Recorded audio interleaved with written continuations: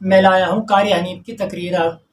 فاروق اعظم رضی اللہ تعالیٰ عنہ کا دور ہے، بیت اللہ کا طواف کر رہے ہیں لوگ، اللہ سب کو نصیب فرمائے۔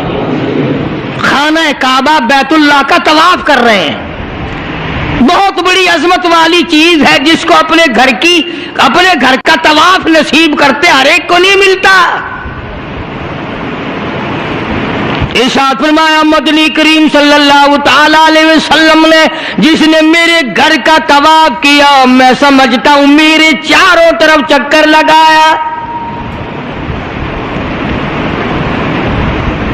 طواف ہو رہا تھا، ایک شہزادہ بھی طواف کر رہا تھا، اس کی چادر نیچے لٹک رہی تھی، وہ جو احرام کی چادر تھی وہ لٹکی ہوئی تھی، تو کسی کا پیر آ گیا اس کی چادر پہ، اس کی گردن میں جھٹکا لگ گیا۔ کسی دوسرے طواف کرنے والے کا پیر آ گیا۔ طواف بڑی عجیب شے ہے، علماء نے لکھا ہے کہ ایک آدمی طواف کر رہا تھا، ایک عورت کے پیروں کی پازیب کی جھنکار آئی، پیروں کے زیور کی۔ طواف کرتا کرتا اس کی طرف دیکھنے لگا۔ علماء نے لکھا ہے کہ رکن یمانی کے پاس سے بیت اللہ سے ایک ہاتھ نکلا اور زور سے منہ پہ تھپڑ مارا۔ طواف میرا کرتے ہو، دیدار غیر کا کرتے ہو، آنکھ نکل کے وہ جا کے پڑی۔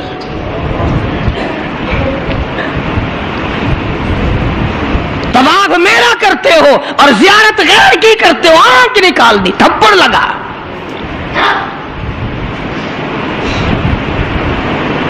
تو شہزادے کی چادر پہ جب کسی کا اچانک پیر آ گیا تو جھٹکا لگا اس کی گردن میں۔ اس نے جو مڑ کے دیکھا تو غریب آدمی نظر آیا، بدوی، ایک دیہاتی، مارا زور سے تھپڑ اس کے منہ پہ شہزادے نے، اس کے 2 دانت ٹوٹ گئے۔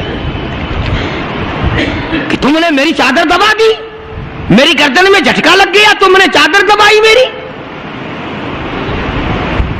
طواف ختم کر کے وہ دیہاتی جو تھا، نوجوان بیچارہ غریب آدمی، اس نے جا کے فاروق اعظم کے یہاں فریاد کر دی کہ فلاں شہزادے نے تھپڑ مارا اور چادر پہ میرے پیر آ گیا تھا، غیر ارادی طور پر میں نے جان کے نہیں اس کی چادر پہ پاؤں رکھا، مجھے کیا فائدہ تھا، لیکن اس نے تھپڑ مارا، میرے دانت نکل گئے۔ وہ تو فاروق اعظم کا زمانہ تھا، کہ آج کل کا دور تو تھا نہیں کہ اچھا بھائی کمیٹی بنائیں گے ایسی بھی جو تھپڑ مارنے والوں کو پوچھا کرے گی کہ تم نے تھپڑ کیوں مارا۔ بس وہ کمیٹی بنتی ہے، پھر آگے چلتی ہے، کام پورا نہیں ہوتا، وہ کمیٹی ختم ہو جاتی ہے۔ ہر چیز کی کمیٹی ہے، پتہ ہی نہیں کس نے تو یہ سبق دیا۔ سڑک بنانے کی کمیٹی، قانون بنانے کی کمیٹی، تمام غیر ملکوں میں آنے جانے کے انتظامات کی کمیٹی، حج کمیٹی، فلانی چیز کی کمیٹی، ایک لفظ یاد ہو گیا، کرنا کرانا کچھ نہیں۔ سیدنا فاروق اعظم شہزادے کو طلب کر لیا اور فرمایا یہاں کھڑے ہو جاؤ، تم نے اس نوجوان کو بیت اللہ کے قریب تھپڑ مارا، تماچا مارا اس کے منہ پہ، لگا اس نے میری۔ جب یہ بات سنی، وہ شہزادہ جو تھا وہ مسلمان ہوا تھا، کہنے لگا فاروق اعظم شاید آپ نے مجھے پہچانا نہیں، شاید آپ نے مجھے پہچانا نہیں، میں تو جبلہ ابن اوہم ہوں، میں تو بہت بڑا آدمی ہوں، میں کوئی دیہاتی ہوں، کوئی عام آدمی ہوں جو فوراً آپ بدلہ دلوا رہے ہیں۔ نے کہا میں تو شہزادہ ہوں، نے کہا ہاں ٹھیک ہے شہزادہ ہے، کہ میں تو اتنا بڑا آدمی ہوں، کہ ٹھیک ہے تو اتنا ہی بڑا آدمی ہے، میں تو جبلہ ابن اوہم ہوں، کہ ہاں تو جبلہ ابن اوہم ہے، مگر یہاں کھڑا ہو جا، یہ تجھے تھپڑ مارے گا۔ کمال ہے، میں اتنا بڑا آدمی اور یہ 2 ٹکے کا آدمی مجھے تھپڑ مارے گا، کہ ہاں مارے گا۔ تو تمہارے یہاں چھوٹے بڑے کی کوئی تمیز نہیں کہ ہاں ہاں لا الہ الا اللہ محمد الرسول اللہ صلی اللہ علیہ وسلم پڑھنے والا یہاں سب ایک ہے. جس نے کلمہ پڑھا سب ایک ہو جاتے ہیں. کل ہی ایک آدمی 4 مہینے افغانستان کے مجاہدین کے ساتھ گزار کے آیا, دوست آدمی ہے. جہاں اس نے اور باتیں بتائی وہاں ایک یہ بات بتائی کہ ایک محاذ پہ ایک روسی کو پکڑ لیا, روسی بدماش کو پکڑ لیا, وہ جو آئے ہوئے ہیں نا, اس نے کلمہ پڑھ لیا, مسلمان بن گیا.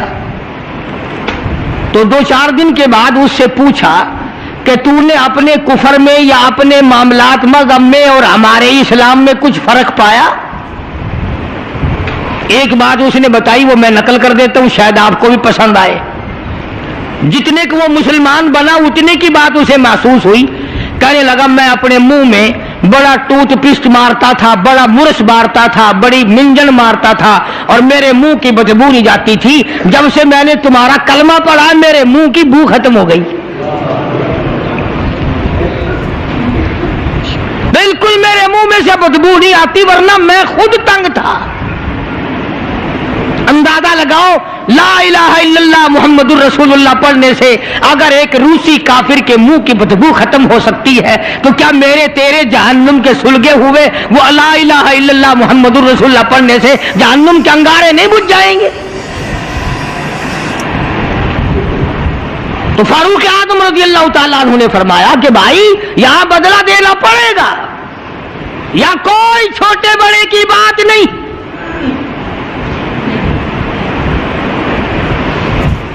چنانچہ فاروق اعظم رضی اللہ تعالیٰ عنہ کی عدالت سے گھبرایا, اور اس بات سے وہ گھبرایا کہ یہاں اتنا عدل, اتنا انصاف, کسی کا کوئی لحاظ نہیں, سب کے لیے ایک قانون اور ایک مساوی حقوق اور سب کے لیے ایک سا درجہ رکھا ہوا ہے. چنانچہ مرتد تو ہو گیا, کافر دوبارہ ہو گیا, مرتد ہو گیا, اور اس بات کو پسند نہ کیا کہ شہزادہ بادشاہ کا بیٹا ایک دیہاتی کے ہاتھ سے تھپڑ کھائے اور بدلہ دے. تو سیدنا فاروق اعظم رضی اللہ تعالی عنہ نے یہ ثابت کر دیا کہ مسلمان بادشاہ کے سامنے, مسلمان عدالت کے سامنے تمام چھوٹے بڑے امیر غریب ایک ہیں. یہاں کسی کی چھوٹے بڑے کی رسائی نہیں ہونی چاہیے. بلکہ عہد فاروقی نے اس قسم کی مثالیں قائم کی,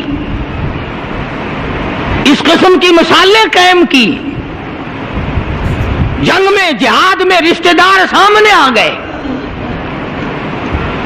فاروق اعظم رضی اللہ تعالیٰ عنہ کو خود نبی کریم صلی اللہ علیہ وسلم نے دیکھا کہ سگا ماموں ہے اور اس کو نیچے ڈال رکھا ہے اور پیر کے نیچے پیر دبایا ہوا ہے اور ایک ہاتھ میں پیر پکڑ کے اپنے ماموں کو بیچ سے پھاڑ رہے ہیں. فاروق اعظم بیچ سے چیر رہے ہیں. تو نگاہ پڑی محمد کریم صلی اللہ علیہ وسلم کی, فرمایا اے عمر یہ تو تیرا ماموں ہے. عرض کی آقا جب تک آپ سے نہیں جڑی تھی یہ سب مامے نانے تھے, اور جب آپ سے جڑ گئی اب تو یہی دین ہے, یہی دنیا ہے, جو تیرا ہے وہ میرا ہے, جو تیرا نہیں وہ میرا نہیں. وہ اپنا رشتہ دار ہی نہیں جو تیرے دروازے کی غلامی نہیں کرتا. عرض یہ کرنا چاہتا ہوں کہ ہم لوگ اپنے آپ کو جنت کے وارث بنائے پھرتے ہیں, جنت کے ٹھیکیدار بنے پھرتے ہیں. نماز کی پابندی ہم نہیں کرتے, قرآن کریم کی تلاوت کو ذوق شوق سے ہمارے یہاں نہیں رواج.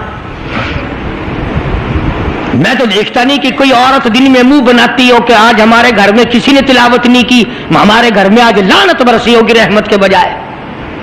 پورے سال میں اگر گھر میں قرآن کی تلاوت نہ ہو عورت کو افسوس نہیں, مرد کو افسوس نہیں, بڈھی مائی نہیں افسوس کرتی, کوئی چھوکری افسوس نہیں کرتی کہ ہمارے پورے گھر میں قرآن پڑھنے والا ایک بھی نہیں. اور یہ آج نہیں پڑھا گیا, کیوں نہیں پڑھا گیا؟ نماز کی طرف سے کوئی افسوس نہیں کرتا. ظلم و زیادتی کر کے گھروں میں کتنا ہی لا کے دے دو, کوئی یوں کہنے کو تیار نہیں کہ تمہیں یہ ملا کیسے ہے, تم نے یہ حاصل کیسے کیا ہے. کرنے کا مقصد میرا یہ تھا. بے شک نماز روک دیتی ہے بے حیائی اور بری باتوں سے، مگر وہ بھی نماز ہونا. نہ ہم نماز دل سے پڑھتے ہیں، نہ زکوٰۃ صحیح معنوں میں ادا کرتے ہیں، اور ان سب کی روح اور جڑ جو ہے وہ ہے انصاف مہیا کرنا. قتل کے بدلے قتل ہو، چور کا ہاتھ کٹے، شرابی کو کوڑے لگیں. ہم تو اخبار میں سن لیتے ہیں کہ فلاں جگہ شراب کی بھٹی پکڑی گئی، فلاں جگہ شراب پیتے ہوئے پکڑ لیے، مگر یہ کانوں نے آج تک سنا ہی نہیں کہ اس کی وجہ سے کوڑے لگے. زنا کی سزا ملی، شراب کی سزا ملی، چور کو فلاں سزا ملی، وہ ہم نہیں سن پاتے ہیں. اندر ہی اندر افسر لوگ جو گھپلا مچاتے ہیں وہ تمام کے تمام معاملات کو اڑا کے رکھ دیتے ہیں. اور یہی وہ چیز ہے جس کا قرآن کریم مخالف بنتا ہے.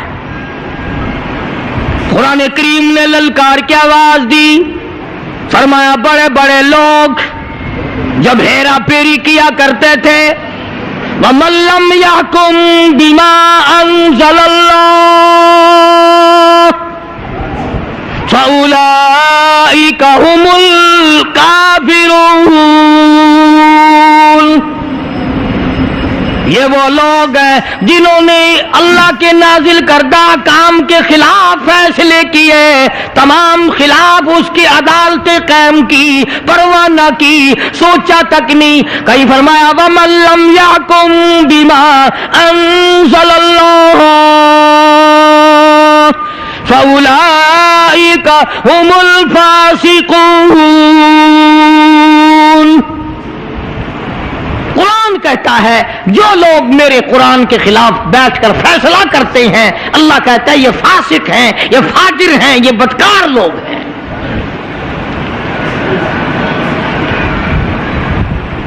میرا عرض کرنے کا مطلب منشا یہ ہے کہ ہم ایک طرف سے اپنا دامن صاف کرتے ہیں تو دوسری طرف سے گندگی آلود رہ جاتا ہے. اگر مرتے وقت یہی حال ہوا تو ناکام ہو کر کے مریں گے.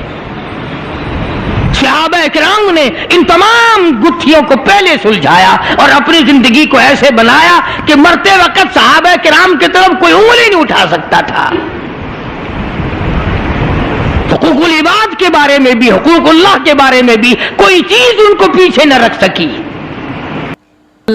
خدا کی قسم فاروق اعظم کے لیے امام الانبیاء محبوب کبریا حضرت محمد مصطفیٰ صلی اللہ تعالی علیہ وسلم نے جھولیاں پھیلائی.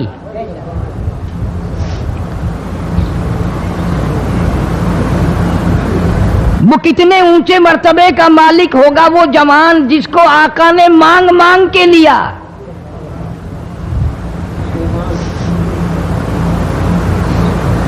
اور یوں فرمایا دعا میں، مولا خطاب کے بیٹے کو ایمان کی دولت اگر عطا کر دے تو تیرے ایمان کو 4 چاند، اسلام کو 4 چاند لگ جائیں گے، اسلام کی شوکت بن جائے گی. گویا معلوم یہ ہوا سرکار دو عالم صلی اللہ علیہ وسلم کی دعا سے کہ فاروق اعظم، ہم سب مسلمان ہیں، پہلے لوگ مسلمان تھے لیکن فاروق اعظم اسلام کی شان ہے، اسلام کی شوکت ہے، اسلام کی عظمت ہے، اسلام کا دبدبہ ہے، اسلام کی روح بن کر فاروق تشریف لائے.